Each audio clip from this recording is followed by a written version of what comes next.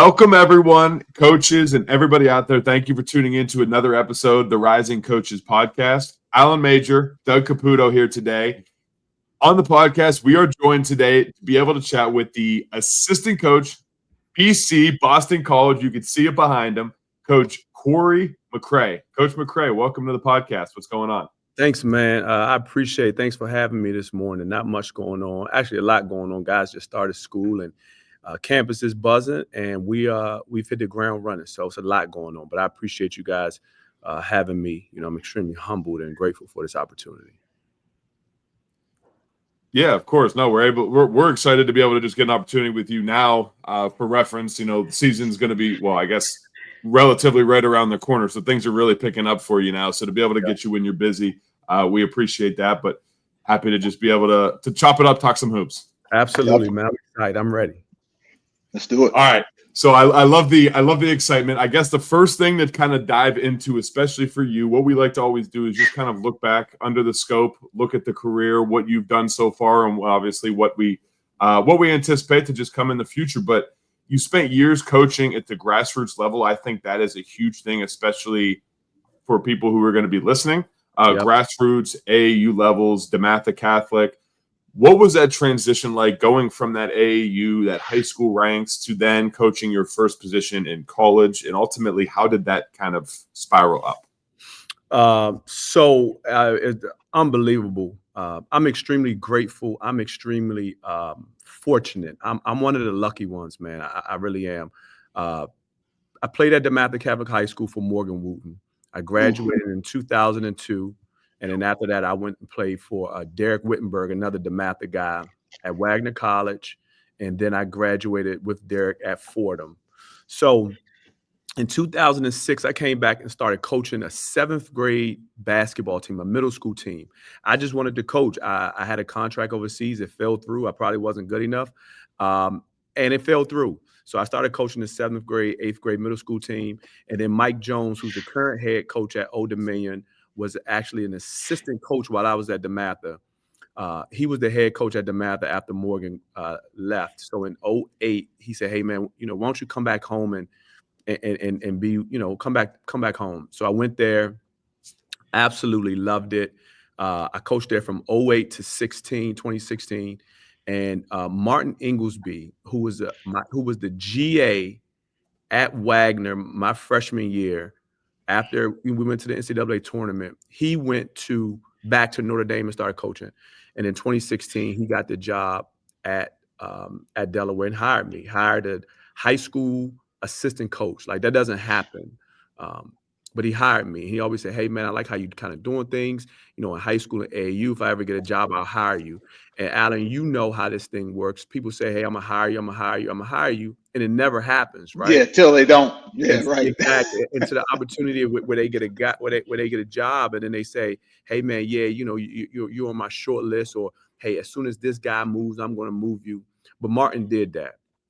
But from the transition to your initial question is this: Mike Jones prepared me so much for college in terms of how he does things. He ran Dematha like a college, from the time commitment to the details. I mean, he is my mentor, and I'm forever grateful for him because he gave me an opportunity of a lifetime, and he prepared me in terms of scouting, recruiting, all those kind of things.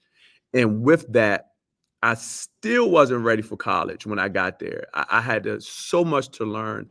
I felt like I got hit by a Mack truck when I first got there from coaching AAU. So it's a difference when you're on the sidelines coaching AAU and you're across recruiting, right? Because when you're on the sidelines, you're kind of locked into your team and your team only versus the team you're playing against. You get those guys, you get them ready, you get them up, you feed them, you play your game. You may go back to the hotel, you may not, and then that's your day, right? And you're preparing for the next day. But when you're a college coach, you are there from 8 o'clock in the morning to the last game, right? That's what you're supposed to do. And while Mike Jones prepared me, Martin Inglesby got me to the next level because he said, "Hey man, listen, slow down. I know it's a lot going on right now. I know there's a big transition.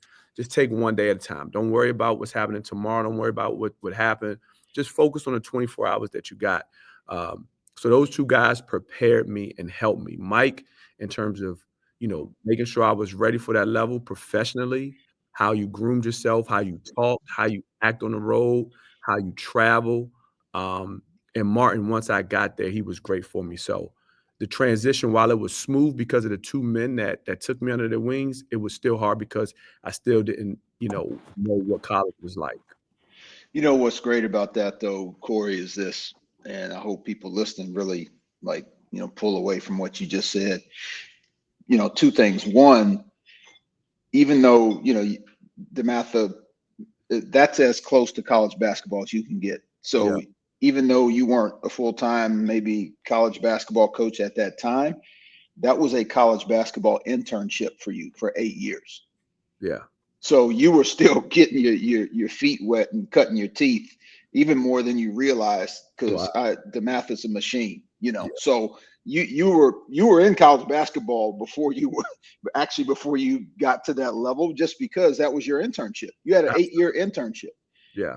And then I hope coaches that want to get into college, that are maybe doing the grassroots thing, and they, like, man, how can I get a chance or whatever, take heart in the fact that, think about the number of reps you got coaching at the grassroots level.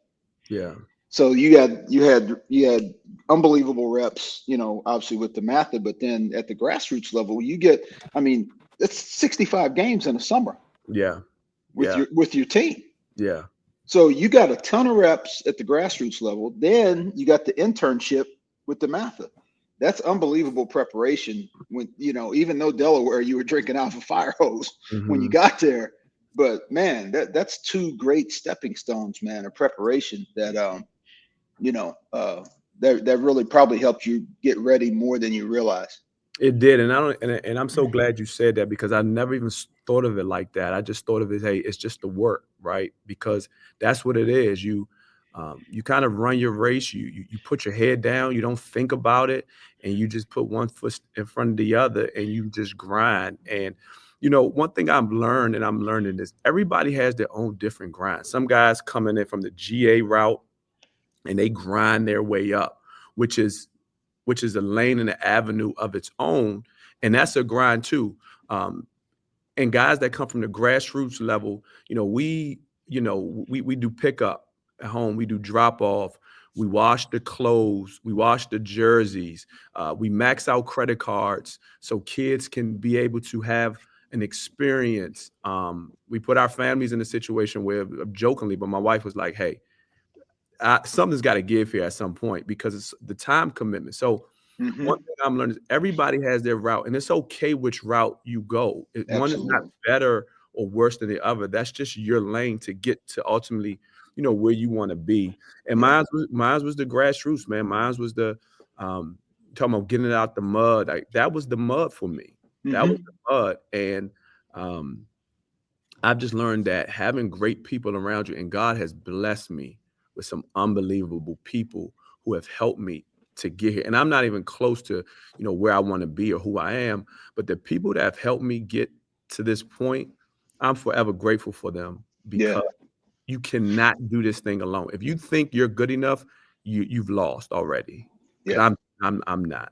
Yeah, no question, man. Nah, but you're right. Everybody's got to run their own race in terms of their grind. But, I heard an unbelievable quote just recently. Pain is temporary, but growth lasts forever. Yeah. So the pain that you're dealing with as you're grinding along, and like, when is this going to end? It's actually toughening your skin. You're getting lizard skin as you're going through that. 100%. And so that stuff does pass. But what you become from it, that stays with you. Absolutely. And so that's what's so good about what you just said, man. And that's going to hit somebody's ears, when this drops and they listen to this. Appreciate it. Absolutely. And I want to make sure I didn't say this either, that correct me if I'm wrong. Did you start as an athletic trainer before you even got full-time into coaching? So it's so funny how this thing works. So when I was in coaching the middle school team, my one of the assistant coaches at Fordham, his name is Alex Gruthius. He's now a head coach in Florida, doing an unbelievable job. He was actually supposed to go out to Vegas with Joe Abunassar to work out his Yep. guy. Okay. And he couldn't do it. And he called Joe, and Joe hired me. And I didn't even know Joe was working for Andy Miller at the time, ASM, I think it was. And I had no clue. And I went out there and I helped train some of the guys. So my core group was, and these are names from the past, but my core group was Quincy Doobie, Cedric Simmons, Ryan Gomes, and Patrick O'Brien. And I went to Vegas and I learned so much from Joe and those guys on just the organization, right? Because when you get in the gym and you train guys, you train them, right? And you work them out, and a guy may come in at 6, another guy come in at 7, or you may have a group. Like I would work out guys at Dematha, James Robinson and Jeremy Grant. Those guys were professionals in the 10th and 11th grade of how they carried themselves. So I was so part of you talking about the grind, Alan. Part of my grind was 5:30, 6 o'clock in the morning. I had to be there, right? And I was working on those guys. But you work them out, and then you get groups, and you just. But I think what I learned from Joe Abunassar was just the organization and professionalism. They had a group lifting and a group working out, and then they would switch. They would eat and come back to play, all the pros. So I learned just the organization and how those things work. So I did do that for summer, for spring until summer. So it was more so like March, April, pre-draft, and then summer league. And right after summer league, I left. Now, you know what's great about that, man? It's like when you work out pros and you're with those guys, that their time is precious. Yeah. Which forces you in a healthy way as a coach to be, 1, prepared, and 2, efficient. Yeah. And so they, so they can get the most out of that hour and a half or whatever you're with them. Yeah. But I always love, I hate when coaches, we get so much credit for developing players, but those guys developed you too, because that night before, when they're coming in the next day, your gears are turning. Yeah, absolutely. And you're like, okay, what's Cedric Simmons need here? Okay, let's do this stuff where he's, maybe off the lane today. He's got, got a small on your back, and you're doing some off the lane face up stuff, or whatever that case may be. Like those gears are turning to get you ready, but that's making you a better coach. So players develop us just like we develop them. And you don't even realize it. It's a partnership. Absolutely. Yeah. Well, that's the great part too of like working with great players is it makes you have to expand. Yeah. You have to go find alternative ways to teach things. You have to find like different drills that you can use to work on basically the same concepts. Because if you're not, I mean, yeah, exactly what you're saying, you're going to be in a rut. But then kind of with the player development side, so just kind of moving forward a little bit, you end up stepping in that, as we said, you get that first position in college at Delaware. Yeah. The one thing about I saw with Delaware was you guys had continuously just increased your wins year by year, and then ultimately just having like great season and putting together great seasons. What were some of the main things that the mindset was for the coaching staff of like, this is how we're going to improve over the years? Because obviously you didn't know you were going to improve, but looking back on it, what were some of the things that you kind of focused on to help with that? I think Alan can attest to one of the things is getting better players, right? You take over a program that won 7 games before you got there, and then we went from 13 to 14 to 17. Then we had our COVID year of like 21, and then another year, and then we and then we went to the tournament. So I think things like the little things, right? The details of everything. I think that improved. I think our togetherness continues to improve because, I just believe in one thing I've learned from Martin and Coach Grant here is before you can win games, you got to win your culture, right? You have to, because you can't just plug and play. I mean, some teams can, but you got to have the best players to just plug and play. But when you don't have the best players and you're grinding, I think you got to really win your culture before you can win games. And I thought we did that. And Martin's culture of, togetherness, selflessness, just sacrifice, and those guys bought in. But one of the biggest things, and we dealt with the whole transfer deal because guys were leaving and starting to go high major, but not for money, but just because they had a little bit of success. We were able to keep and retain a group of guys that grew together. So by their senior year, we were able to win it. We plugged in a few transfers, and then a few of our older guys just got more mature and said, you know what, hey, this thing is almost over. It's not about me. How can we make this thing work? So I think some of those things, and I just think our daily habits just got better. Martin Inglesby learned from one of the best in Mike Bray. You know, Mike Bray is he's charismatic and he's positive. You know, and sometimes you look at it and you're like, wow, man, you're overly positive. Like we need to be getting in these guys' butt, and you just pour so much positivity into the guys and confidence. And that's something I thought Martin did a great job of. And the wind started following. And then as those guys got older, and Alan, you can attest to this, is player-led teams are much better than coach-led teams. Oh man, Those guys really bought in and took ownership. And that's one thing. It's so funny. I read the hopefully I don't screw this up, but the Navy SEAL Jocko, he has a book called Extreme.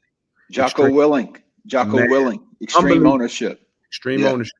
If anybody's out there listening, that is a book that you must read. No doubt.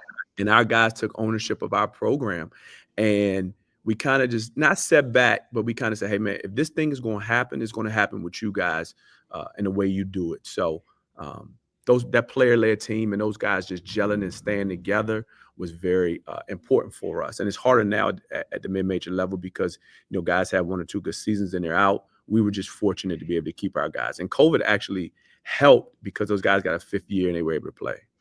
Yeah. I think Doug just went through that at Chatham. They just had an unbelievable season, went to the NCAA tournament. But, hearing him talk about their team when he and I would talk, very similar situation, where those guys kind of took the bull by the horns in their own ways. And that just makes our lives as coaches easier. And I think another thing when you're trying to build, you tend to see your program start to shift when you can develop some roster competition. And sorry, this does it again. Yeah, we can cut it out. We can cut it out again. Yeah, we're fine. Sorry. Go ahead, Mitch. But no, I think the big thing when you guys probably noticed this at Delaware, and I'm sure Doug and those guys just went through it at Chatham over the last couple of years. When you're trying to build, the thing that really, when you see it turn a little bit, is when you get roster competition, because sometimes in that first year or two, you're playing guys by force, whereas we can only go 8 guys deep. These 8 guys got to play. Is it how we want it? No, we got to roll with this. Once you get roster competition, now you can play guys by choice. Yeah. So it's a big difference between playing guys by force and playing guys by choice. Yeah. And so once you get that roster competition, that makes practice better. That makes your culture better. That makes the accountability better, because there's always somebody else that's ready to go if one guy, for whatever reason, be it injury or lack of effort or whatever that is, that doesn't allow him to bring it at that particular point. So that's a great point. That's a great point, because we had 10, 11 guys. We had some freshmen that were good, so we were kind of like Martin only liked to play. He called us 7.5 guys, but we had to Mike Bray. That's right. Yeah. So we had to play some guys, and we had some injuries, and we had just a few things that happened. And those guys, cream rise to the top, and also too, iron sharpens iron. So everybody got better. So we were very fortunate with that. Yeah, no doubt. Well said. Yeah. I mean, I can even attest, like you said, I mean, with a great team, there was just this past, so we're allowed 8 practices before October 15th for Division III. And then with one of those, we just used it last week. So we had a new coaching change, and the guys still implemented. Now, we didn't lose one person to the portal first, which is impeccable. I don't know how it was impressive. But and then like the very first day of practice, right, this past week, everybody's in there. we have this great senior leader returning, right? And he was hurt last year, so this is his like, I'm going 100% in. He ended up having everybody stretching. Our new head coach comes in and he's looking around. And he goes, "Did you tell them to start stretching?" I was like, "No, they did it themselves." And he goes, "This is going to be good. All right." It's a good start, no doubt, man. Yeah.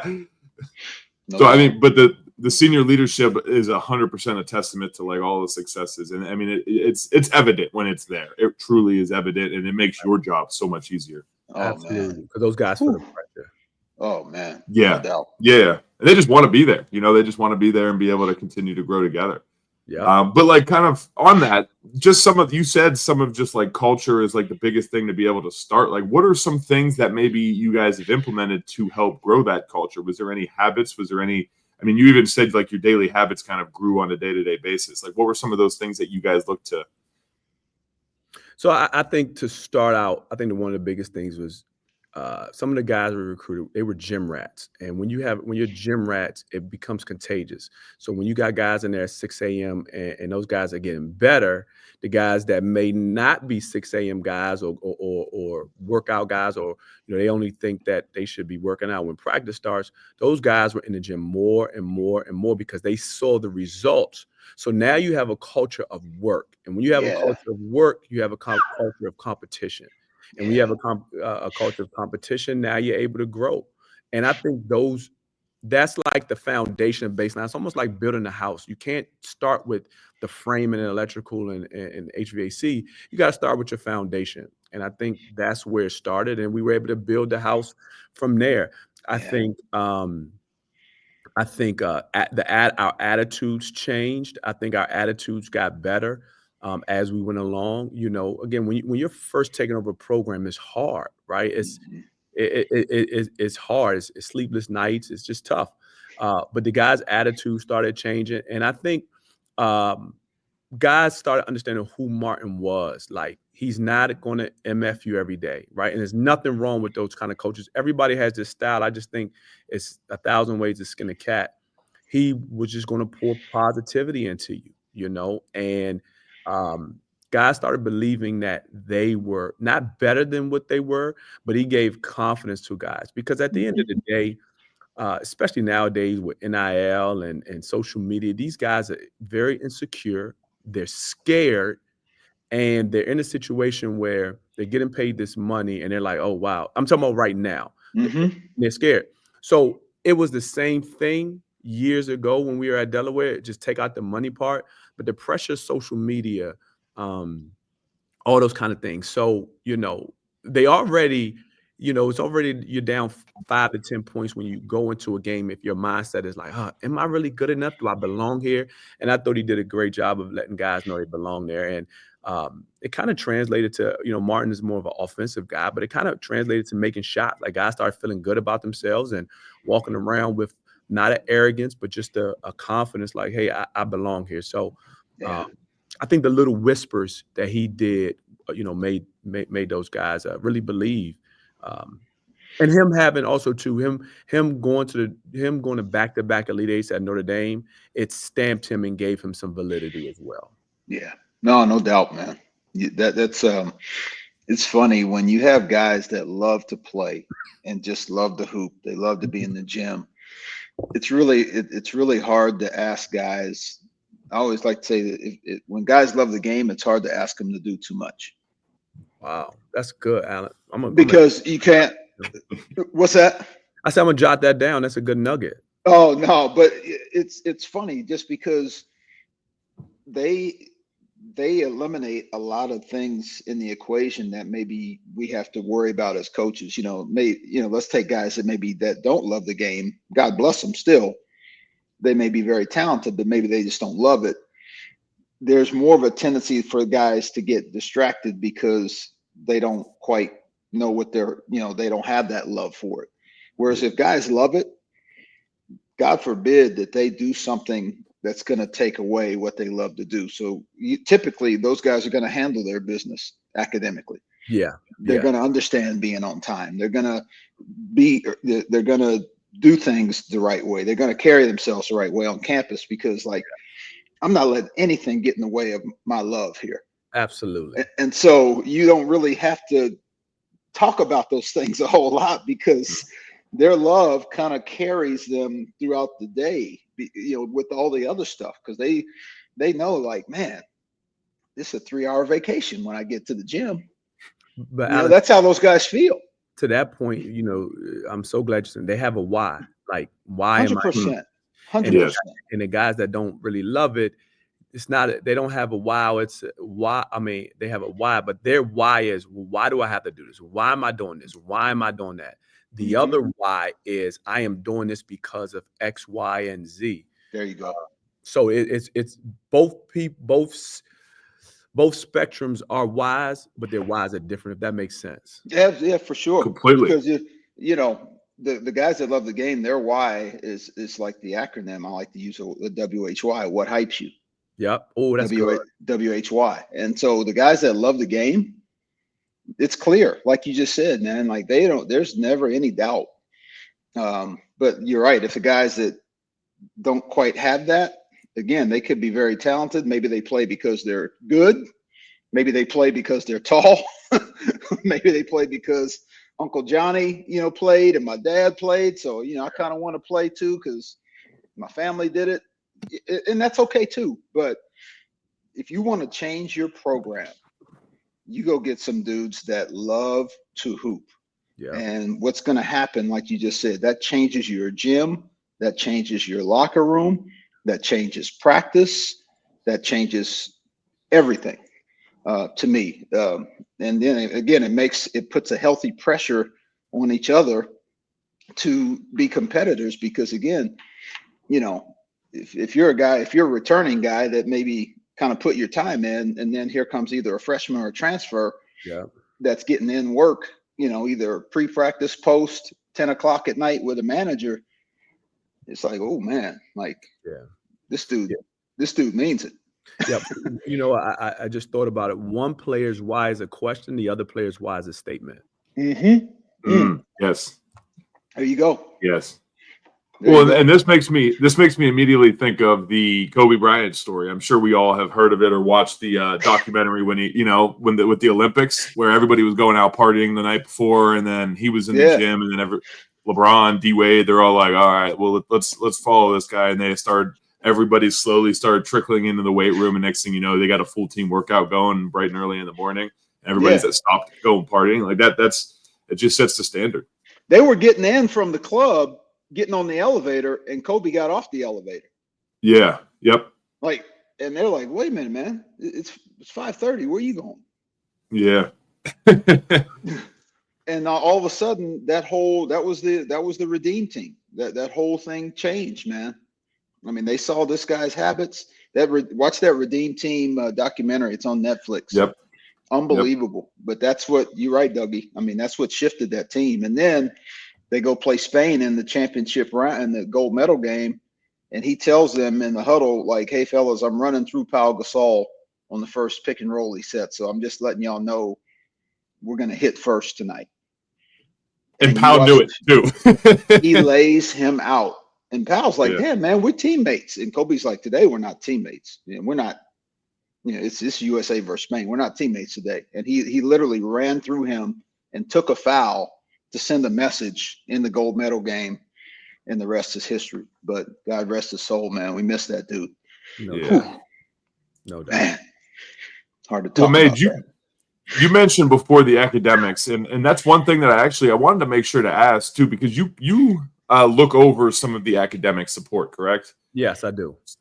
So with that piece, I mean, I feel like the stigma now, this is just, I feel like a lot of times people always say, oh, the people at Division I level, they're getting paid so much, they don't necessarily worry about academics. I know that's not the case, and it all depends on, obviously, the certain schools and certain coaches and what their beliefs are. But with the academic support, like, why do you feel, especially building that culture, building those daily habits, why do you feel that's so personally, or I should say, we kind of covered why it's so personally good, but more of like, how do you have that connect to the court, right? Like the standards that appear in the classroom. How do you guys hold those, your players to a specific standard? Well, I think the first thing is most of these guys aren't going to be pros, right? A lot of them are going to be just regular, 9 to 5 or whatever, or business owners, whatever the case may be. So getting that degree is really important.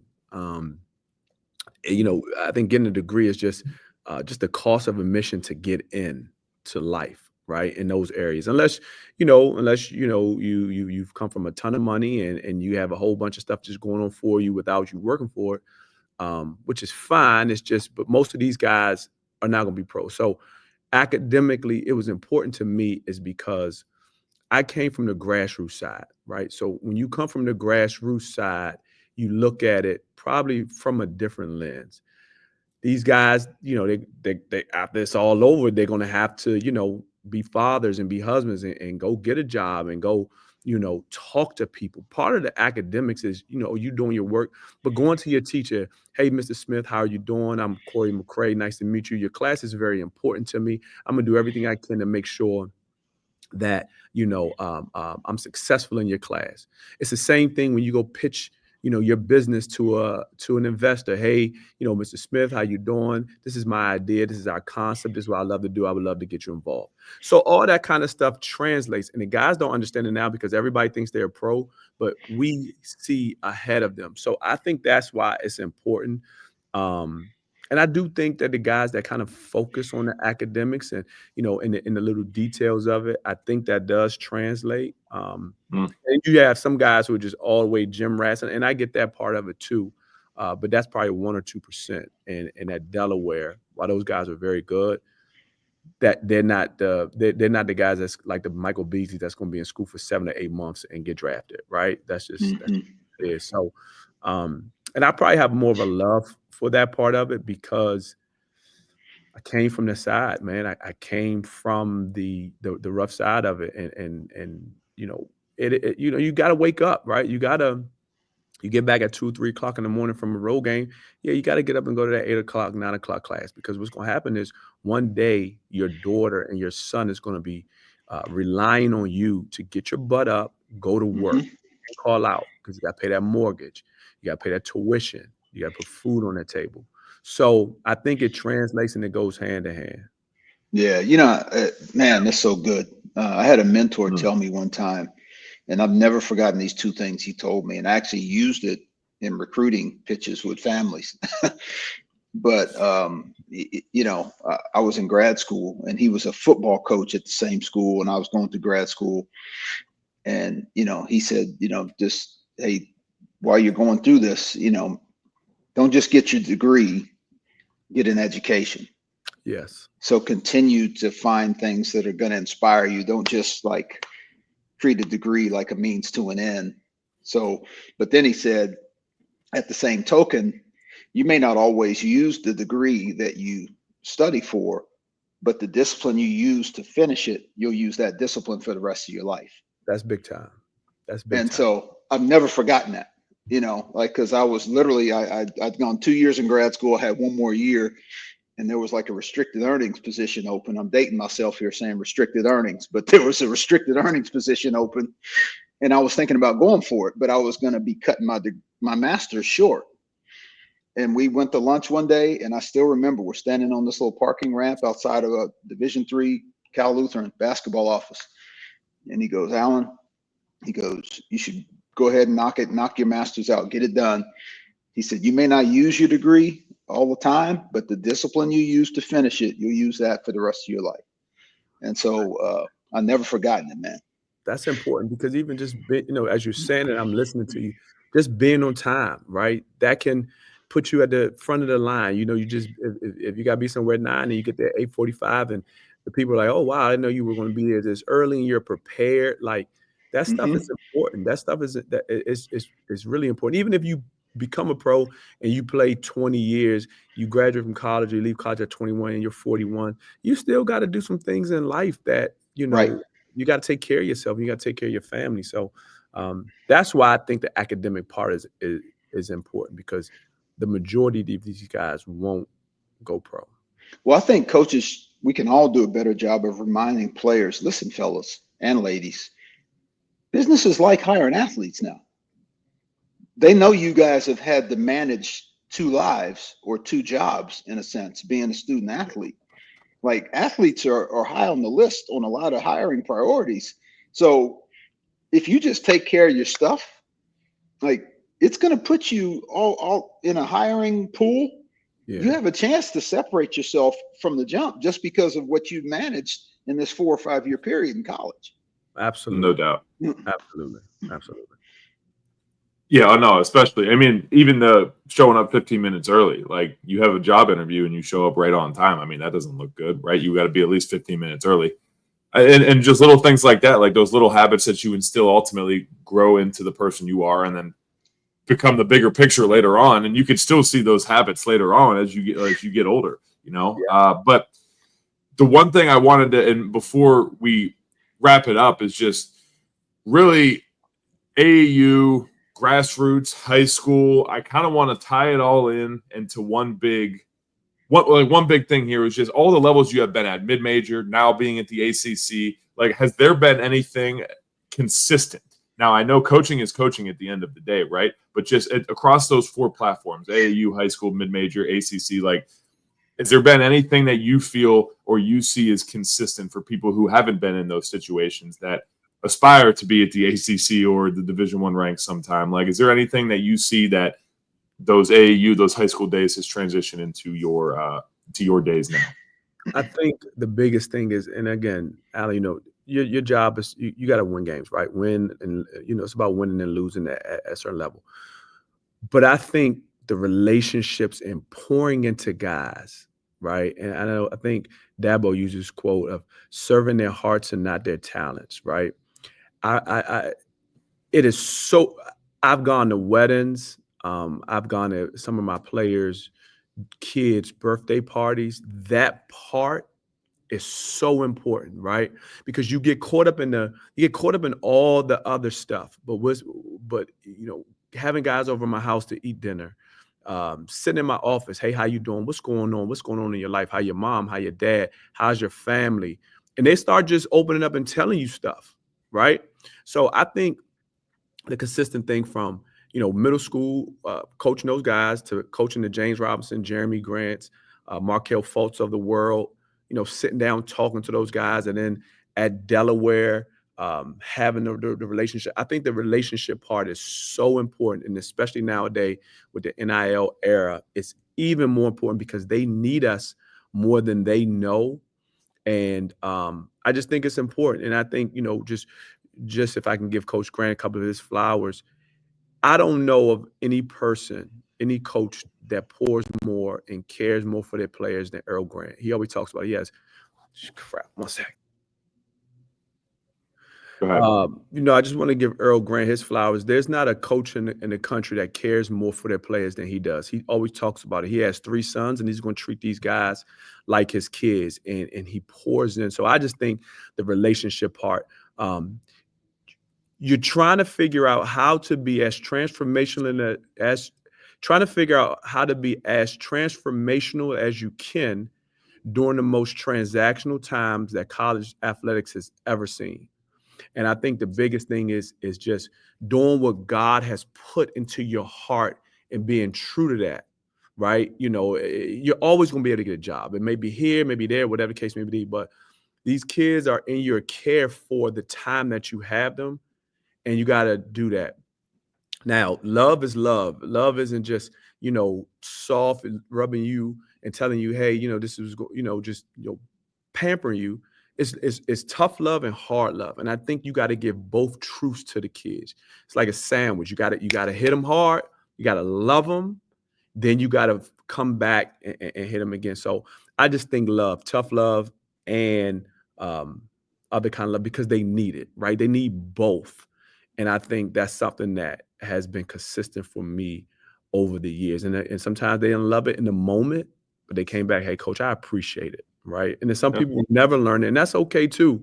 But once you just do what you feel God put on your heart to do, for me, at every level, that does not change. I don't care how talented you are. That's great.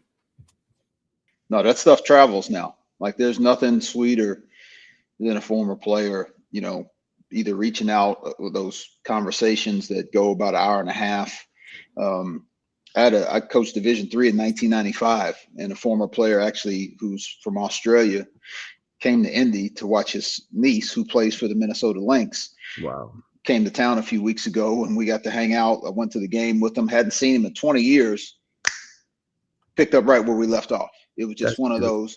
There's nothing sweeter than that. So as coaches that want to aspire and want to grow, and they need to hear that, because again, you can skip steps at times, and you can skip that by wanting to go from low major to the Big East in 2 days.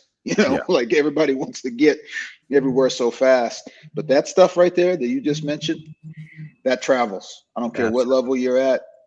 That stuff travels. That stuff lasts because it's real, and that's the substance that these guys need. We're in a world full of style. Yes, but there's not enough substance in the world, and that stuff is substance. Yeah, I think if you can just focus on that, everything works itself out. And as soon as you, for me, put God first and let him center your life. God, order my steps. Tell me what you want me to do, who you want me to impact, and whatever it is, just focus on the process of the kids and helping them grow and get better. And then I think everything else works itself out. And again, that doesn't mean you're going to go to the tournament. It doesn't mean you're going to win national championship. Right. But it means you are impacting and you are doing your job. Like, we all have a role, you're just doing your job. No doubt, man. No, and they'll never have it. They'll never have a doubt where you're coming from. Absolutely. So they'll never have a doubt. But man, before Dougie lands a point, go ahead, Dougie. I'm sorry. I was going to say, you pour your passion into it, they'll pour theirs, or they won't be standing next to you at the end of it. Very simple. That's great. Yeah. That's it, Doug. That is 100% it. No question. No question. But I was just going to say, before Dougie lands the plane here, man, Cory, this was great, man. Number one, we appreciate you just blocking out some time to hang with us. Yeah. Your journey's an inspiration. Thank you. Because everybody listening to this is probably going to land in one of the areas that you've been in along the way. So they're going to pull something from this Golden Corral buffet career that you've had up to this point, man. So your journey's an inspiration, man. Like that. It's so good to just, why you're supposed to be doing what you're doing. Yeah. And our world and our business can't have enough guys that feel that way. So it means a lot for us that you joined us, but more importantly, just don't change. Don't change, man, because you're the right guy in this business for the right reasons. And like I said, we need more dudes like you. Thank you. I appreciate it, man. I appreciate you guys giving me the opportunity and the platform. And I just hope I can continue to impact as much as I can now. Wherever it goes, it goes. But I just want to do my part. Yeah, no doubt. You ain't got to worry about that. You're doing it. Yeah. Appreciate it. You guys. I was going to say, I'm sure it's going to go in the right direction. So I hope so, man. No, it will. It will. So far has. So, no, we're looking forward to – we'll keep BC on the radar moving forward. And we got a lot of people we got to keep track of next season, mate. But yeah, no doubt. To keep BC on the radar. Yeah, please tell Coach Grant hello. I haven't been in touch with him in a long time, but please tell him I said hello as well. I will. Well, everybody, thank you all for tuning in to another episode of the Rising Coaches Podcast. Again, your host, Doug Caputo, Alan Major here. For everybody out there, keep working and keep rising. We'll see you soon. Hopefully, you'll be in the ACC coaching right next to Coach McCrae himself. Right? Keep working, keep rising, coaches. We'll see you all. Take care.